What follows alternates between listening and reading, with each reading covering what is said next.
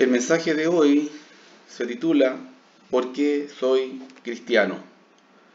Un mensaje, hermanos, que voy a compartir en honor a los 28 años de caminar que he cumplido recientemente.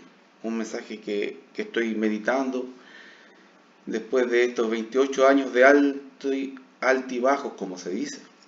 ¿Por qué soy cristiano?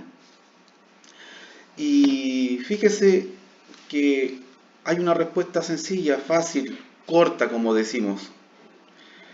Yo soy cristiano porque comprendí, decidí y permanezco o persevero, es decir, lo que entendemos como fidelidad. Tres cosas que nos hacen ser cristianos. ¿Por qué soy cristiano? ¿Por qué me convertí, ¿no es cierto?, en cristiano?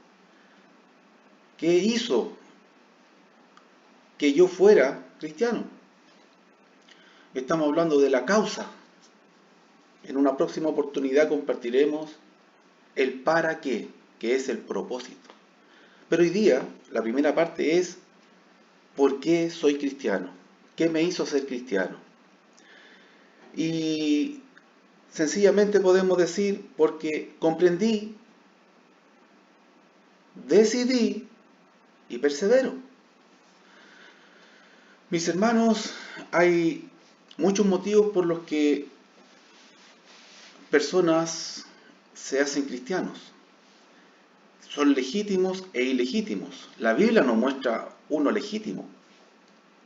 Y es importante que como cristianos podamos dar, como dice el apóstol Pedro, razón con mansedumbre de la esperanza que mora en nosotros. O sea, nosotros tenemos que ser capaces de contestarle a alguien por qué yo soy cristiano. Poder que otra persona comprenda si es de su interés real, entenderlo. A veces salen conversaciones, a veces tenemos oportunidad de dar un breve discurso en distintas ceremonias, en distintas ocasiones. Bueno, nosotros tenemos que estar siempre preparados para responder por qué somos cristianos. Y fíjese, somos cristianos porque comprendimos, decidimos y permanecemos fieles. ¿Comprendimos qué? ¿Qué comprendimos? El Evangelio de salvación o el mensaje de salvación o las buenas nuevas de salvación. Es lo mismo. Entendemos las transliteraciones, las traducciones, etc. Comprendimos un mensaje que es de salvación. Pero no solamente lo comprendimos, son tres pasos. El segundo es decidimos. ¿Decidimos qué? Decidimos obedecerlo.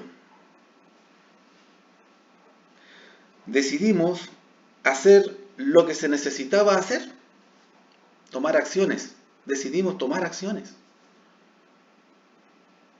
Tomar una decisión no es solamente en la mente, ¿no es cierto? No es solamente una decisión intelectual. Es una decisión activa. Es una decisión, ¿no es cierto?, que acciona. ¿Bien? Y perseverar en qué? Ser fiel en qué? Bueno, en todo lo que tenga relación con nuestro desarrollo y crecimiento espiritual en Cristo. Entonces somos cristianos porque comprendemos el mensaje de salvación. Decidimos tomar las acciones necesarias que acompañan, ¿no es cierto?, a nuestra fe en comprender ese mensaje y perseveramos en todo lo que tenga relación con nuestra continuidad en el crecimiento espiritual, en nuestro desarrollo espiritual. Vamos a ir a Mateo. Mateo capítulo 28. Los últimos dos versículos de este libro nos hablan de lo que se conoce como la Gran Comisión, algo que encomendó el Señor antes de su partida hacia donde estaba primero, hacia el cielo, hacia su ascensión, ¿no es cierto? Y estos últimos dos versículos nos declaran un gran encargo que resume todo lo que el Señor nos demanda, nos encarga, etcétera. Y dice así la palabra en los últimos dos versículos de Mateo, habiendo dicho anteriormente en el versículo 19, toda potestad me es dada en el cielo y en la tierra. Por tanto, id y haced discípulos a todas las naciones, bautizándolos en el nombre del Padre y del Hijo y del Espíritu Santo,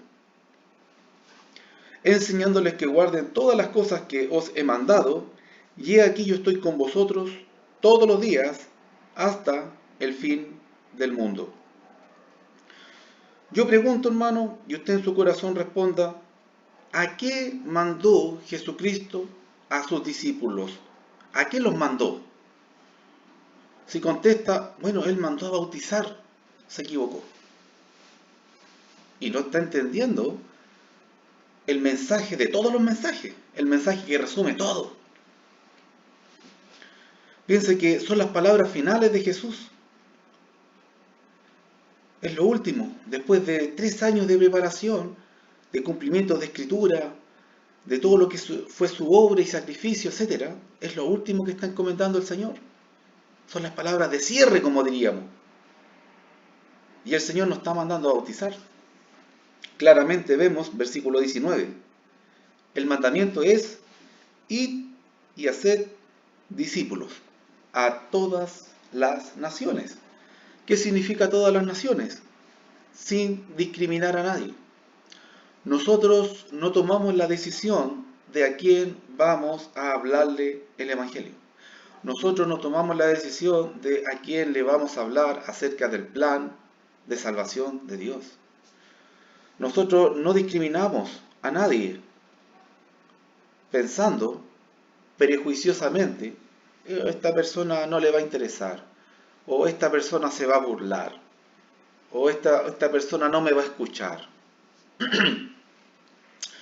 Nuestra función no es prejuzgar ni decidir a quién predicar. Es claro, ahí está, ¿no es cierto?, en pantalla parte del pasaje. Vayan a todas las naciones, a toda criatura, a toda persona, sin distinción de color de piel, de cultura, de nivel intelectual, nivel o político o económico, no importa eso. Es sin discriminar. Entonces el mandamiento es, vayan a hacer discípulos a todo el que se le ponga por delante, a todo el que quiera escuchar. Usted predique. El resultado, Dios, ¿no es cierto?, irá abriendo el corazón o poniendo a otra persona. Siempre Dios va a poner a una persona o más delante de nosotros para hablarle acerca de su plan de salvación a través de Jesucristo. Siempre va a haber alguien. Que seamos muy cortos de vista, que no lo veamos, que no lo queramos ver, eso es otra cosa. Que nos hagamos los desentendidos, eso es peligroso. Siempre Dios nos va a poner en nuestra vida una persona para hablarle el Evangelio, o más de una persona. Siempre hay una persona ahí para hablarle. Y este mandamiento es hacer discípulos a todas las naciones. Ese es el mandamiento. Ahora, ¿cuál es la forma que Dios establece para que una persona se inicie como un discípulo verdadero? Inmediatamente estas palabras dice, bautizándolos en el nombre del Padre y del Hijo y del Espíritu Santo. ¿Qué significa esto? La forma establecida por Jesucristo mismo para que yo, usted o cualquier ser humano en este mundo se haga un discípulo legítimo de Él, un seguidor verdadero de Él, es por medio del bautismo. El bautismo entonces es la forma divina, es la forma establecida por Dios para que alguien se inicie como cristiano. Antes del bautismo no somos cristianos. Después del bautismo nos hacemos cristianos por la voluntad de Dios, por la forma que Él estableció. Ahí está claro entonces el versículo 19. Vayan a ser discípulos sin discriminar mediante el bautismo. Está súper claro. Pero si dijéramos que ese es el mandamiento, sería una mentira. Esa es la mitad del mandamiento. Ir a hacer discípulos por medio de lo que es la obediencia al Evangelio y las aguas bautismales, es la mitad del mandamiento.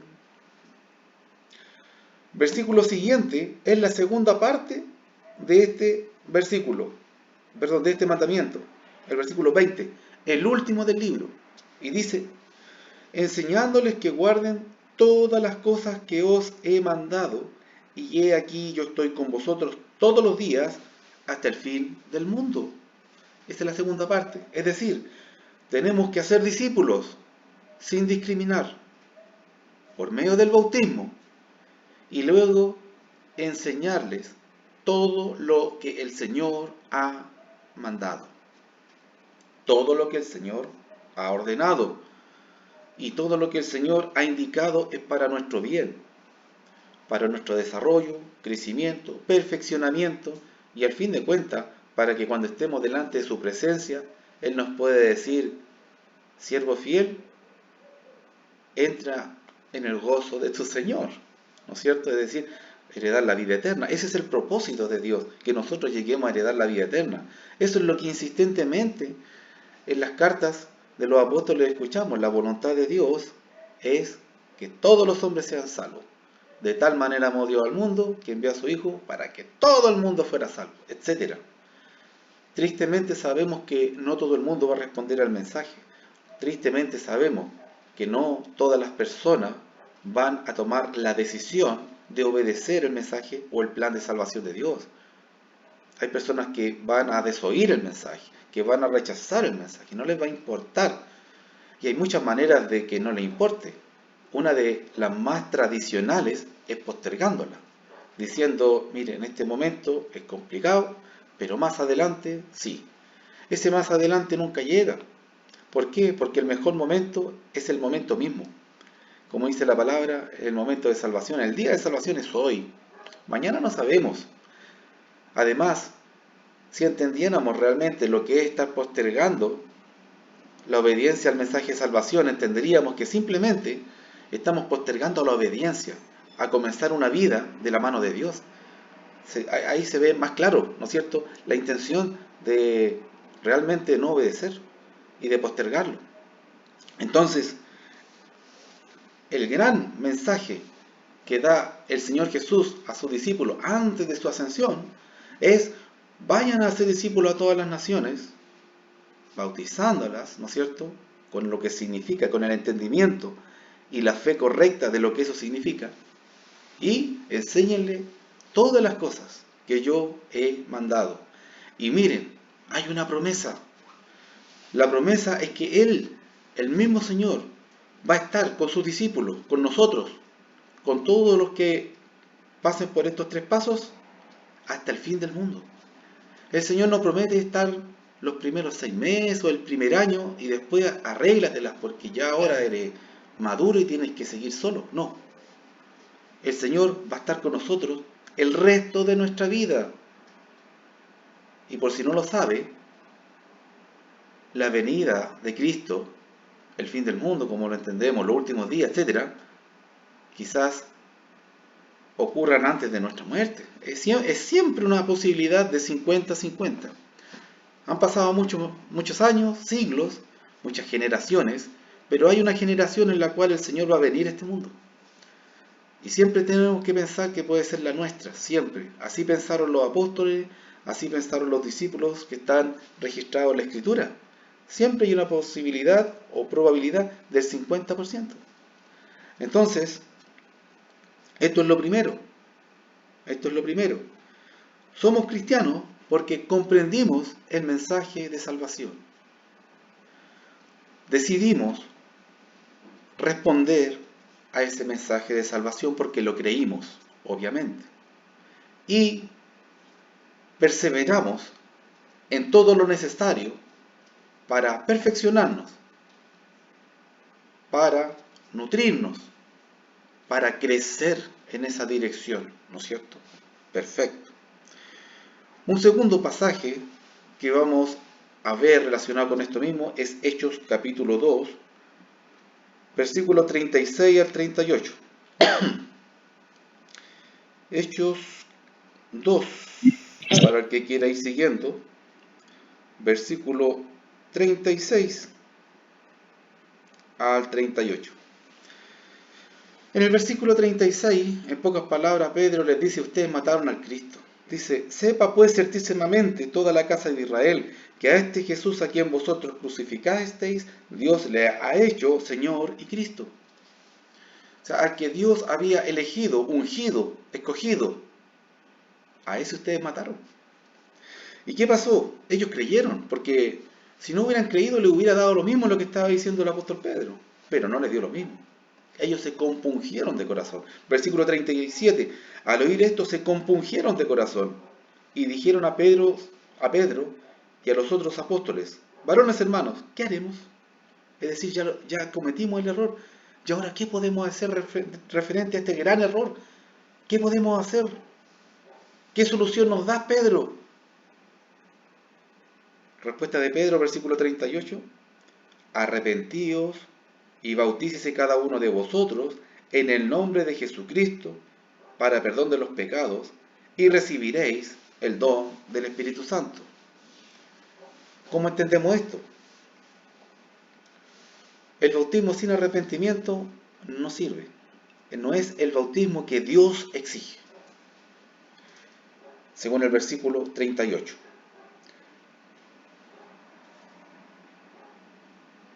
Según versículo 37, el bautismo sin fe no sirve. No es el bautismo que Dios exige para iniciarnos como un discípulo de Él. Aquí vemos que primero creyeron el mensaje, segundo tuvieron que arrepentirse de sus acciones pasadas y tercero bautizarse.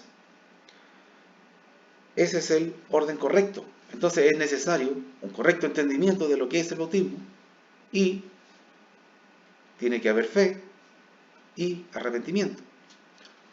No es el mensaje hoy día hablar del Evangelio del bautismo. Quedo a disposición con cualquier persona que quiera estudiar el mensaje en particular. Pero lo importante es que cuando damos el paso, debemos entender qué estamos haciendo, creer y obedecerlo.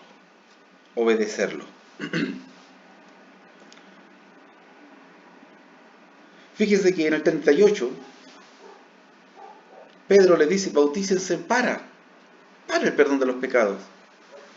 El momento en el que Dios perdona nuestros pecados es el bautismo. Insistiendo en lo mismo, entendiendo y creyendo bíblicamente lo que es. Si no, solamente es mojarse, no sirve, no es lo que Dios exige. Entonces, en ese momento Dios perdona nuestros pecados. Cristo hace discípulo de Él a una persona que ha sido limpiada de sus pecados. Cristo no hace discípulo de Él a alguien que está contaminado y que es esclavo de su pecado. Primero lo limpia, lo lava, elimina el pecado. Eso es algo que hace Dios y que es parte de la comprensión de lo que es el bautismo. Pero es importante entender la respuesta a la pregunta de hoy, que es: ¿por qué soy cristiano? El próximo tema va a ser ¿para qué? Pero ahora, ¿por qué? ¿Y por qué Cristo me hace un discípulo de Él? Porque primero me limpió. Él no tiene seguidores que son esclavos del pecado o que están en pecado.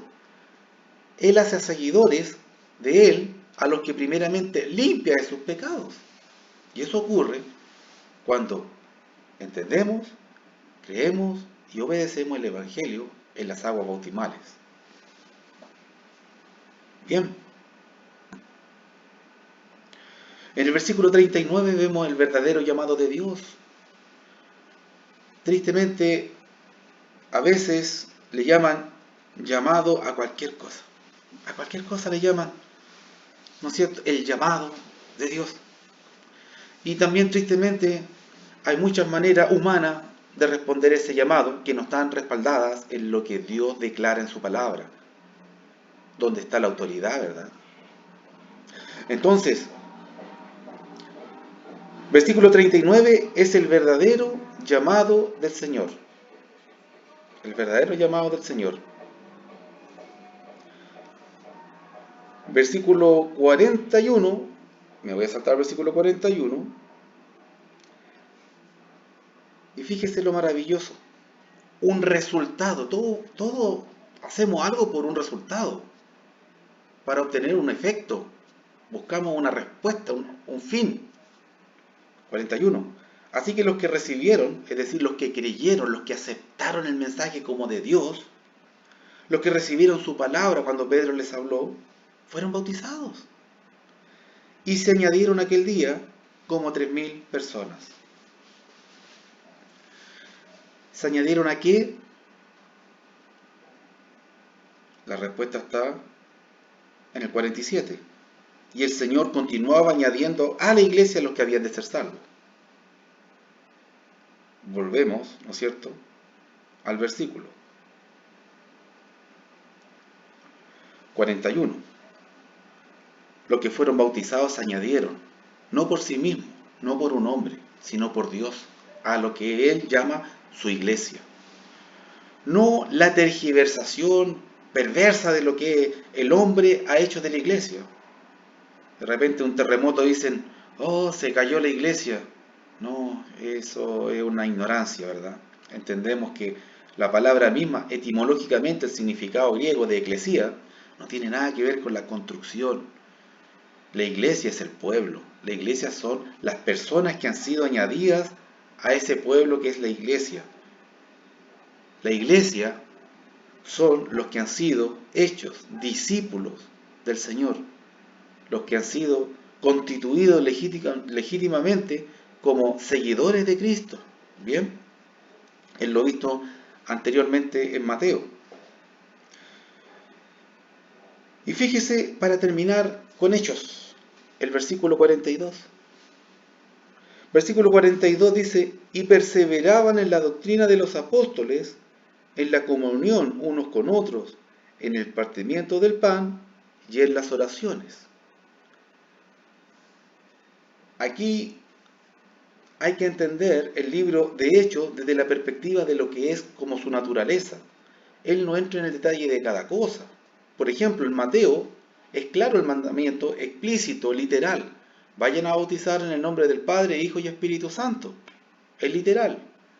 Pero acá, en el versículo 38, dice, bautícese en el nombre de Jesucristo, es decir, como Él enseñó, como Él manda, bajo la autoridad de, no como a ustedes se les ocurra, que es lo que muchos hacen. Y así inventaron el bautismo por aspersión, el bautismo por derramamiento en mollera, que no son bautismos. Porque bautismo significa sumergir, del griego baptizo. Sumergir, no mojar, humedecer o salpicar. No, eso son otras palabras, no es lo que Dios dictamina en su palabra, que es lo único con autoridad. Bien. Entonces, asimismo, aquí, por ejemplo, versículo 42, participaban en el partimiento del pan. Aquí está hablando de que participaban en lo que entendemos en el libro y en toda la doctrina cristiana como la comunión por medio del pan y el vino. Y alguien puede decir, uy, pero aquí no dice el vino, el puro pan, ¿no es cierto? Y entendemos que hay denominaciones que solamente usan el pan. Pero nosotros, bíblicamente, entendemos que es una referencia, ¿no es cierto?, a el pan y el vino. Entonces hay que entender las cosas en su contexto y en su totalidad. No entendemos un versículo a la luz del versículo, entendemos un versículo a la luz de toda la doctrina. Bien. Fíjese que en esto que hemos visto podemos respaldar lo que les comentaba al principio. Somos cristianos porque, primero, comprendimos el mensaje de salvación, como estas personas que les predicó Pedro comprendieron, como aquellos discípulos a los que van a ir a predicarles, los primeros discípulos del Señor van a comprender. Y si esas personas que comprenden, creen ese mensaje, deciden en su corazón obedecer, accionar en esa dirección, hacer todo lo necesario, como en Mateo 28, 19, 20 dice, bautizándolo. Pero ese bautismo no significa un bautismo forzado, ¿no es cierto? No le pongo una pistola en la cabeza a la persona para que se bautice. Asimismo acá, Pedro predicando en Hechos 2, dice claramente, versículo 41, así que los que recibieron su palabra, ¿todos recibieron la palabra? ¿Todos creyeron? Tristemente no. Aquí es claro, dice, los que recibieron. Eso es una indicación de que no todos creyeron, no todos aceptaron el mensaje, no todos se bautizaron. Pero los que lo hicieron fueron bautizados. Versículo 42. Y perseveraban, que es el tercer punto de por qué usted es cristiano, por qué yo soy cristiano y por qué una persona se va a iniciar como tal. Comprendió el mensaje de salvación, decidió tomar acciones y persevera. Persevera en la doctrina de los apóstoles. Y ahí da algunos ejemplos básicos que son la comunión unos con otros, el partimiento del pan y la oración. Pero la base es perseverar en la doctrina de los apóstoles. ¿Y en qué van a perseverar los cristianos de hoy, 2000 años después? ¿En qué tienen que perseverar? En lo mismo, en la doctrina de los apóstoles. Y esa la tenemos en la palabra de Dios, Nuevo Testamento. Porque entendemos el Antiguo Testamento como el pacto que Dios hizo con un pueblo que se llamó Israel, del cual podemos sacar muchas enseñanzas, del cual podemos sacar mucha sabiduría, del cual podemos extraer mucha información útil, dice la palabra. ¿No es cierto? En Timoteo, por ejemplo. Útil. Pero no estamos bajo ese pacto. Ese pacto fue de Dios con Israel. Ahora estamos en un pacto de mejores promesas. Ahora estamos en un pacto que es universal. No es Israel el pueblo de Dios hoy, como algunas denominaciones afirman. No. El pueblo de Dios hoy es la iglesia. Y usted puede ir a Mateo 1:21 y va a decir que Cristo salvará a su pueblo de sus pecados. Y Cristo está salvando a la iglesia de sus pecados, a sus discípulos. Bien, explicado anteriormente también. Entonces, el pueblo de Dios, usted también puede ir a Hechos 20:28, y dice que la iglesia es el pueblo que Cristo compró con su sangre. Cristo no compró Israel, Cristo compró la iglesia. Y la iglesia que Él ha prometido salvar es el grupo de discípulos que ha comprendido el mensaje de salvación, ha decidido tomar acciones y persevera en su perfeccionamiento, en su crecimiento, en su desarrollo. ¿Bien? Muy bien. Sencillo, ¿no es cierto? Aquí muy sencillo de entender, muy extraordinariamente sencillo. El mensaje de Dios no es un mensaje complejo, que nos tengamos que partir la cabeza, irnos a aislarnos, ¿no es cierto? Y entenderlo por medio de iluminados. No, el mensaje de Dios es un mensaje claro y sencillo, que toda persona en sus facultades mentales normales puede entender, pero que tristemente no todos están dispuestos a obedecer. Ese es el problema. ¿Mm? Entonces, yo creo que ya tiene, ¿no es cierto?, en su mente, aquí, pero claro, no se le va a olvidar nunca más que usted, yo y cualquiera persona que es cristiana lo es porque comprendió el mensaje de salvación, tomó acciones y decidió, ¿no es cierto?, en esa dirección también, perseverar. Comprende el mensaje, lo cree, ¿no es cierto?, persevera. Ahora, es imposible no preguntarse, ¿y por qué? Que es un por qué como auxiliar. ¿Y por qué pertenezco a la iglesia? ¿Por qué pertenezco a la iglesia de Cristo? Y da lo mismo el nombre, hermano. ¿Ah? Porque afuera, en un local, más de una vez, leí Iglesia de Cristo. ¿Sabe qué? la primera vez, estoy hablando hace como 20 años, 15 años, era un lugar pentecostal y decía Iglesia de Cristo y hacían de todo menos perseverar en la doctrina de los apóstoles. No quiero dar ejemplos para no desviar la atención, pero era nada que ver, una tergiversación. No sé de qué Biblia sacaron la enseñanza. Y decía Iglesia de Cristo fueron. Y tristemente, esa fue la primera vez que me sorprendí con un letrero que decía Iglesia de Cristo y adentro no tenía nada de Cristo, pues no tenía nada de la doctrina de Cristo. Pero esa no fue la primera, eso es lo peor. Hasta ahí era la única, pero esa fue la primera, no la única. Entonces, hermano, da lo mismo el nombre, el letrero, ¿ya? Cuando yo digo pertenezco a la Iglesia de Cristo, o usted dice yo pertenezco a la Iglesia de Cristo, estamos diciendo que pertenecemos al pueblo del cual Cristo es cabeza, pertenecemos a ese grupo de personas que Cristo ha prometido salvar, pertenecemos a ese grupo de personas que después de comprender el mensaje de salvación y decidir obedecerlo, persevera fiel, se esfuerza, ¿ya? No que no falle nunca, como humanos vamos a fallar siempre, pero nos esforzamos ¿en qué? En hacer la voluntad de Dios ahora. No en hacer la voluntad propia. No en agradar al mundo, sino en agradar a Dios. ¿Es difícil? Claro que es difícil. Pero ¿en qué cosa en la vida es fácil? Nos esforzamos un montón por cosas a veces ridículas. A veces hacen fila nocturna para un artista que de artista no tiene nada. Y más encima pagan por ver a un charlatán. Realmente, que mete bulla. Gastan dinero, tiempo, se esfuerzan, sacrifican en cosas tontas.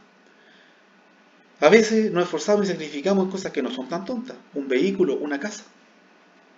Eso ya tiene sentido, por lo menos. Un techo, el traslado de trasladarnos, ya una necesidad que cubrimos.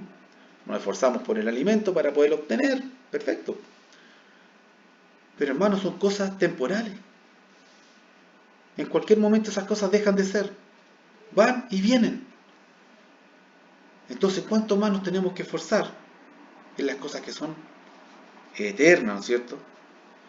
¿Por qué entonces pertenecemos a la iglesia que es de Cristo, a la iglesia del Señor, a este pueblo espiritual del cual Cristo es cabeza, es decir, Él gobierna? No como en miles o millones de denominaciones que dicen, no, aquí hacemos lo que la Biblia dice, Cristo manda, pero los que mandan son ellos. No se basan en nada de la Escritura, ni para enseñar, ni para ordenar. Entonces, cuando yo digo iglesia de Cristo, es la iglesia verdadera, la iglesia bíblica. No me estoy aludiendo a un letrero, a un eslogan. ¿Y por qué tenemos que pertenecer a la iglesia de Dios, de Cristo, del Señor, y no a otra?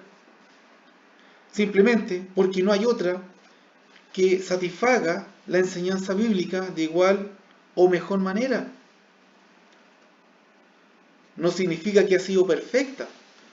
Podemos ir al capítulo 2 y 3 de Apocalipsis.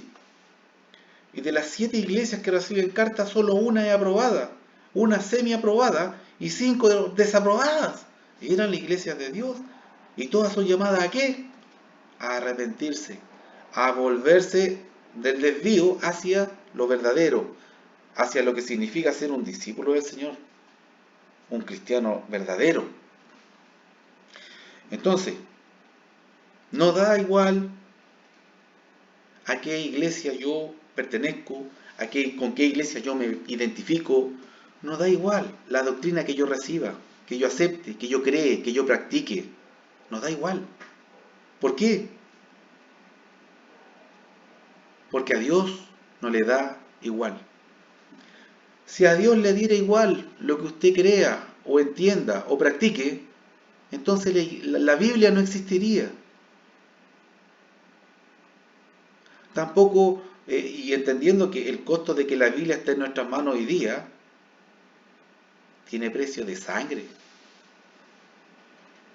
La Biblia en las manos hoy fue el costo de muchas personas que murieron para que la Biblia llegara a nuestras manos. ¿Y por qué? Por amor a Dios. ¿Por qué? Porque la voluntad de Dios, que conozcamos su voluntad perfecta y practiquemos su voluntad perfecta. Continuando en esa misma dirección, si a Dios le diera lo mismo, lo que creyéramos o practicáramos, entonces ¿para qué hubiera mandado a sus discípulos a enseñar las cosas que Él ha mandado? Si da lo mismo en lo que creemos, lo que entendamos o practicamos. No, a Dios no le da lo mismo. Él quiere que practiquemos lo verdadero. No debiéramos creer algo que no es la verdad, obvio. La lógica nos dice eso. Pero más importante, Dios nos dice eso. No tenemos que creer a la mentira. No tenemos que creer algo que no es la verdad. No tenemos que creer algo diferente. Algo no tiene que ser malo para ser mentira. Basta con que sea diferente. Y usted puede ir a Gálatas 1:7 y se va a dar cuenta. Suficiente con que sea diferente y ya estamos bajo maldición. Ya estamos bajo ser excluidos de la cobertura, de las promesas, por estar en cosas diferentes. Muy bien. Un versículo también que puedo citar es Efesios 5:23. Ahí ese versículo es clave. Dice que Cristo es la cabeza de la iglesia. La iglesia no tiene dos cabezas, ni tres cabezas.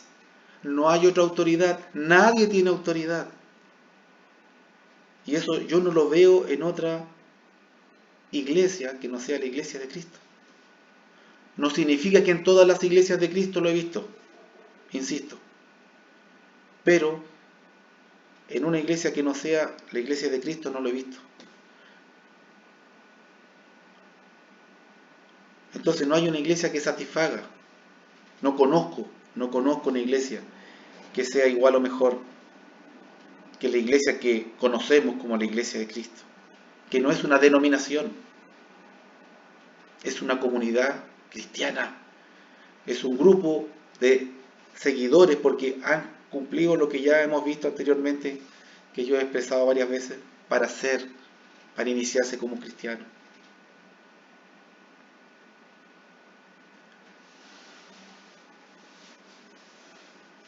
Es importante ser cristiano. Define su destino eterno. Definirá qué va a ocurrir con usted y conmigo cuando abandonemos este plano terrenal. Porque la palabra de Dios dice que después de este plano temporal, terrenal, cuando abandonamos, ¿no es cierto?, este cuerpo, cuando morimos, o cuando venga el Señor, quizá en esta misma generación, se acabó lo temporal. Y se define lo eterno. ¿Dónde vamos a estar? ¿Con quién? ¿Dónde? ¿En el cielo? ¿Con quién? ¿Con Dios? Si somos cristianos, si pertenecemos a la iglesia verdadera, sí, ahí vamos a estar. Si no, no hay seguridad. Y si nos gusta estar tranquilos y seguros en las cosas pequeñas, ¿cuánto más deberíamos estar inquietos por estar tranquilos y seguros en las cosas más grandes? En la eterna, en la de Dios, ¿no es cierto? Fíjese que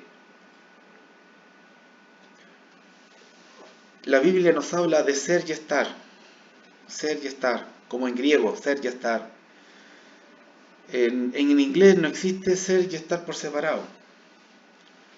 Entonces, a veces el idioma es una limitante para entender las ideas que Dios nos expresa. To be, por ejemplo, es ser o estar en forma indistinta, y el contexto le da, ¿no es cierto?, si es ser o si es estar. Pero en español, como en griego y en muchos idiomas, ser es una cosa y estar es otra. Y si usted ha leído las cartas de Juan, él hace la diferencia entre ser cristiano y estar en Cristo. Son dos cosas. Entre ser de la iglesia y estar en la iglesia. Ser cristiano y estar en Cristo son cosas distintas. Porque usted ese día que comprendió el mensaje de salvación, lo obedeció y decidió ser fiel, se hizo cristiano para siempre.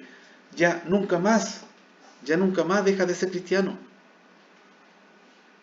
Pero la garantía de salvación es para los que perseveren hasta el fin. Como dice, por ejemplo, Hebreos 10:39, que es el segundo versículo clave. El primero fue Mateo. Bueno, el segundo fue Hechos 2. El tercero ahora es Hebreos 10:39. Que sería bueno leer desde el 38. Lo voy a leer yo. Usted lo puede apuntar.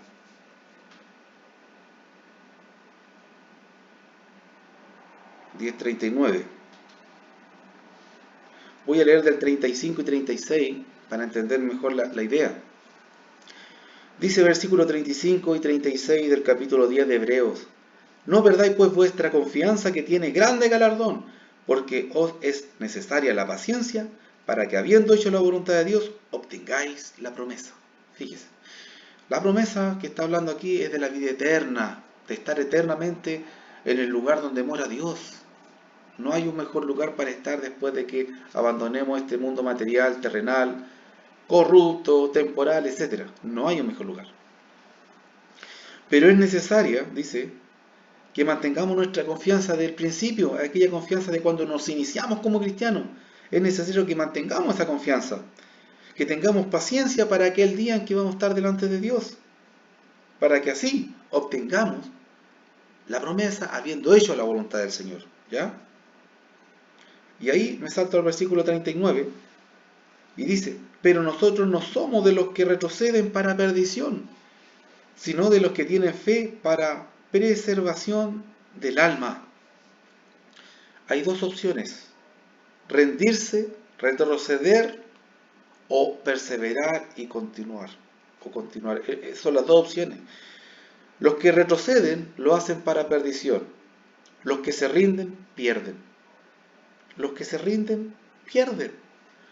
Los que perseveran hasta el final son los que ganan.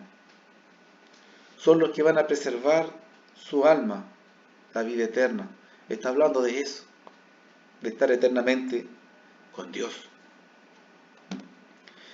Entonces, hermanos, ¿para qué toda esta idea, estos versículos, para hilar lo que voy a decir a continuación? Congregarse por el medio que Dios nos permita. En este momento lo estamos haciendo, nos estamos conectando de una manera electrónica, digital. En otro tiempo se podía hacer abiertamente, en forma física. En otros tiempos y en estos tiempos actuales, en otras partes del mundo, lo tienen que hacer escondido, o si no los matan, o los meten presos, los encarcelan, etc. Entonces, por la forma en que podamos congregarnos, reunirnos, una de las cosas que está citada en el capítulo 2 que yo cité, que yo mencioné, ¿no es cierto?, es que perseverar en la doctrina, y una de las cosas de perseverar en la doctrina era reuniéndose. Aquí el libro de Hebreos también habla de eso, no dejando de reunirse, de congregarse, porque ahí uno se enfría, ¿ya? No es lo mismo ser que estar. Uno pasa a ser parte, recuérdelo, es añadido a la iglesia. Uno ya es parte de la iglesia para siempre. Pero si el Señor nos añadió, también nos puede desañadir. Y el deseo de Dios es no desañadirlo nunca de su iglesia. Pero es que tristemente no podemos asegurar que todas las personas que se han bautizado, después de entender y creer correctamente, etc., van a llegar al cielo. Porque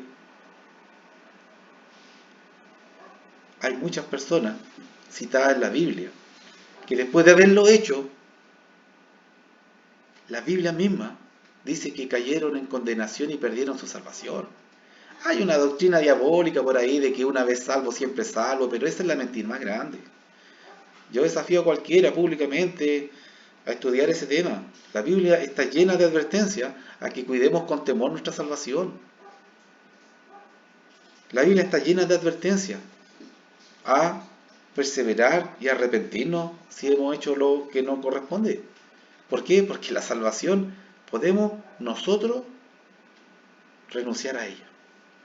No que Dios nos quite la salvación, Dios no nos quita la salvación. Somos nosotros los que caemos de la gracia, los que rechazamos la salvación, nos apartamos de la salvación. ¿Bien? Ese es el tema. Entonces, una cosa es ser parte de la iglesia y otra cosa es estar en la iglesia. Hay personas que se bautizan y nunca más las vemos en la iglesia. Ahora por Zoom también son pocos a veces los que nos vemos porque la mayoría tiene las cámaras apagadas, pero por lo menos están escuchando.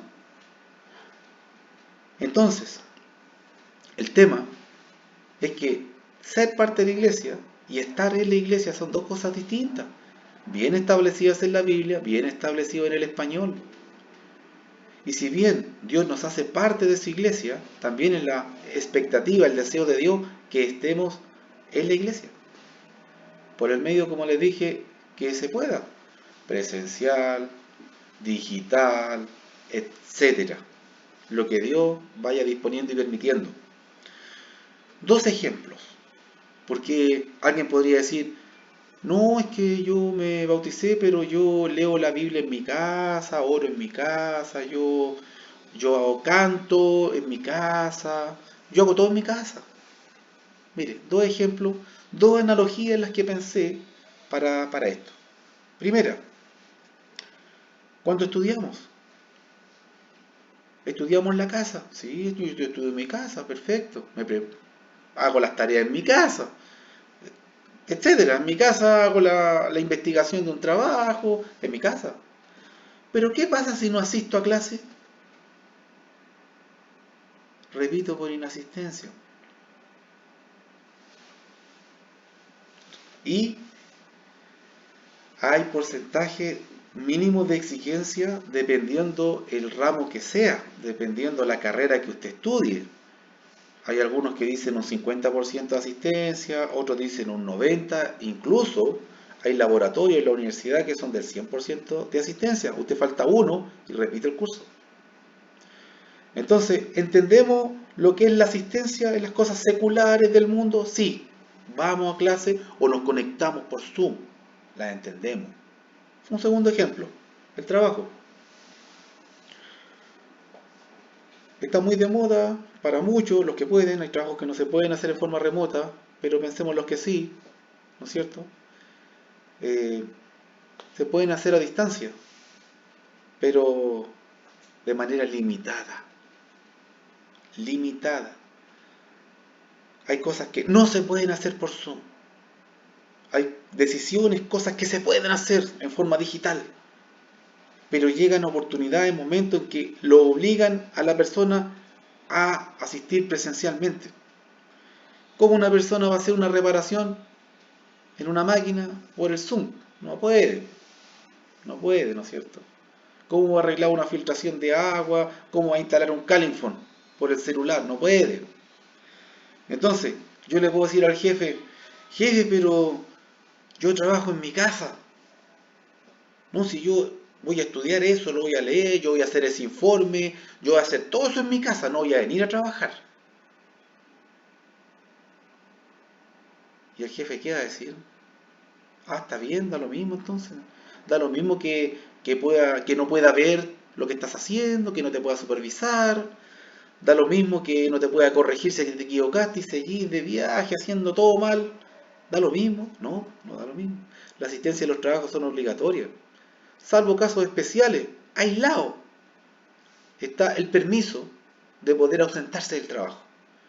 Vale decir, por enfermedad, por restricciones sanitarias, licencias, vacaciones, etcétera. Son cláusulas, pero lo normal de un trabajo es asistir al trabajo. Y si yo en el horario y días que tengo la obligación de asistir, le digo a mi jefe que yo no voy a asistir, que yo voy a trabajar de mi casa, usted sabe que 3 lunes son causa de despido sin indemnización. También 2 días seguidos, sin aviso, sin permiso, también son causa de despido. Y si entendemos las cosas seculares, las cosas del mundo, lo importante de asistir,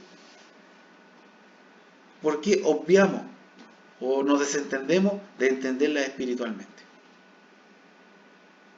¿No entiendo?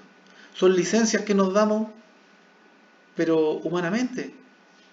En pocas palabras, estamos siendo desobedientes al llamado de Dios, a ese llamado de Dios que tanto énfasis hacen. Cuando dicen, usted que está escuchando, viendo, entendiendo este mensaje, levante la mano ahí donde está y es salvo. Es una doctrina humana. La Biblia en ninguna parte enseña eso. La Biblia es es muy exacta en decirnos y en revelarnos el proceso de salvación. No queda a criterio, no queda a criterio.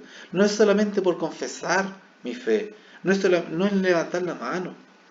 Hay un proceso claramente especificado en la Biblia, mediante el cual Cristo me hace su discípulo y me añade a su iglesia. Pero así como me añadió a la iglesia, el día que yo esté delante de su presencia, a muchos les va a decir, no te conozco. Y algunos le van a reclamar, pero ¿cómo no me va a conocer, Señor? Si hice milagros en su nombre, prediqué a usted en las plazas, le hablé a miles de personas, bauticé a miles de personas. Y el Señor le va a insistir, apártate de mí. ¿Por qué? Porque claro, no estaba en la iglesia. Ser y estar. Siempre piensen en esas dos cosas, hermano. Nosotros tenemos la bendición de hablar español. Y son dos cosas distintas, ser y estar. Ser cristiano y estar en Cristo, estar en su pueblo, estar en su cuerpo espiritual, estar en la iglesia. Es parte del plan. Muy bien, hermanos. Y ya terminando, el último versículo, 1 Corintios 15. Vamos a ver solamente los primeros dos versículos y el último. ¿Ya? Yo les dejo de tarea que ustedes puedan ver el capítulo entero. 1 Corintios capítulo 15, los primeros dos versículos dicen así. Además, os declaro, hermanos, el Evangelio, o las buenas nuevas, o el mensaje de salvación, etc., que os he predicado, el mensaje que les predicó el apóstol Pablo a ellos, el cual también recibisteis, es decir, comprendieron, creyeron, etc., en el cual también perseveráis. Esto ya pasa a ser tan reiterativo que quizá aburre, pero ahí está, hermanos. Somos cristianos porque comprendimos el mensaje de salvación, en base a que creímos en él decidimos tomar acciones y porque perseveramos en él. Es sencillo.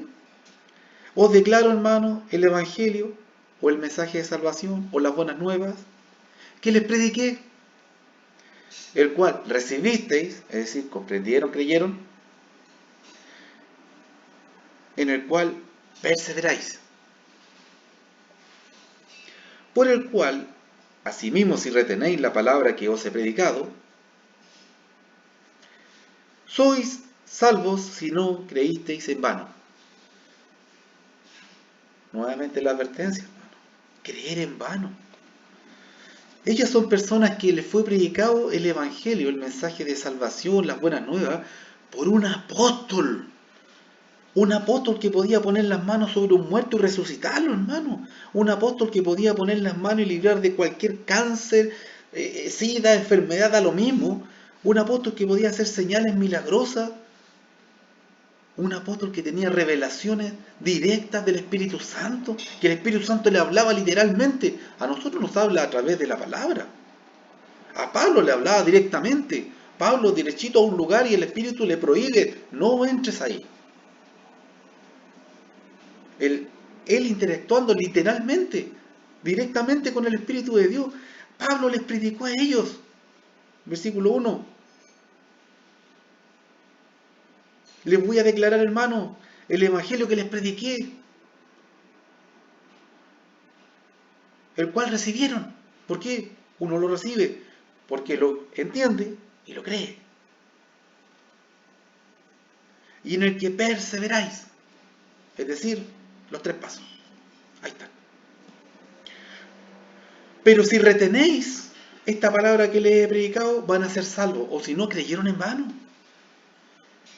Hermano, ¿cuántas personas han creído en vano? Que Dios nos ayude a no ser uno de esas personas que ha creído en vano. Mientras estemos vivos, hermano, el que esté firme, dice el mismo apóstol, mire que no caiga. Nosotros mismos ahora no nos jactamos de perseverar.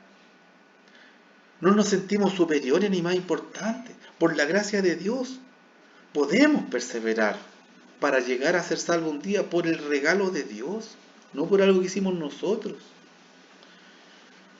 Entonces, nosotros sabemos que hay personas que creyeron en vano simplemente porque no las vimos más. Da lo mismo que nosotros no los veamos más. Lo triste es que ellos no nos vieron más a nosotros, que somos la iglesia. No sé si se da cuenta de la diferencia.